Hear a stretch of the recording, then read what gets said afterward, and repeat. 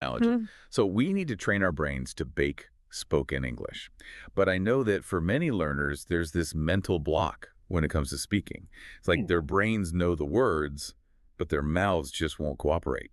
You're absolutely right. And that's where the psychological aspect of language learning comes in. Because it's not just about the mechanics of speech production, it's also about overcoming those mental barriers. Mental barriers, like what? Well, one big one is the fear of judgment.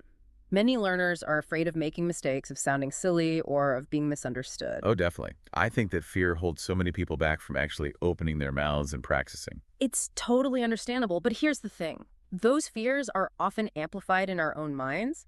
We tend to be much harder on ourselves than others are. That's so true. We overthink and overanalyze every little mistake, which can make the whole speaking experience feel really intimidating. Exactly. So, one of the keys to overcoming this mental block is to shift our perspective.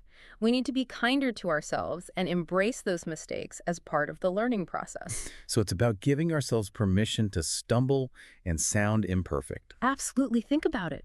When a baby is learning to walk, they fall down countless times, but they don't give up. They keep getting up and trying again. And eventually they're running marathons.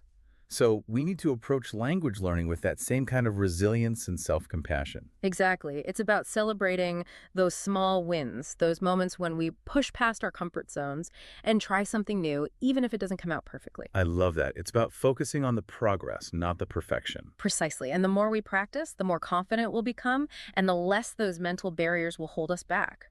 Now, we've talked about training our brains for speaking and overcoming those mental blocks, but are there any specific techniques or exercises that you find helpful for actually getting those words flowing more naturally? Oh, absolutely.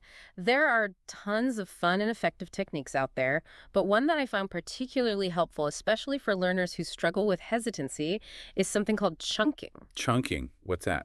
It's a technique where you break down sentences or phrases into smaller, more manageable chunks. Instead of trying to memorize or produce a whole sentence at once, you focus on mastering those smaller pieces first. Okay, so instead of trying to say, I would like to order a cup of coffee, please, all in one go, I might break it down into, I would like to order a cup of coffee, please. Exactly. You're essentially creating building blocks that you can then put together to form more complex sentences. So it's like building a tower with Lego bricks. You start with those smaller pieces and gradually build up to something bigger and more impressive. That's a great way to put it. And the beauty of chunking is that it helps reduce cognitive overload. When you're focusing on those smaller chunks, it feels less overwhelming, and you're more likely to speak with fluency and confidence. That makes a lot of sense.